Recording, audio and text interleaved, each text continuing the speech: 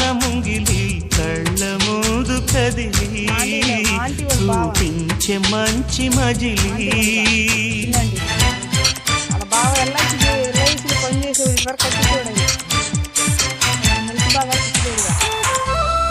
చచ్చిపోతే ఎన్నింటి గారేగా ఎన్ని పాలసీ చేసింది, సంతకాలు పెడతాకి మన రమ్మని ఫోన్ చేసిందంట. సంతకాలు పెట్టేసి 2వ రోజు 3వ రోజు పడ్డాయంట అకౌంట్లో.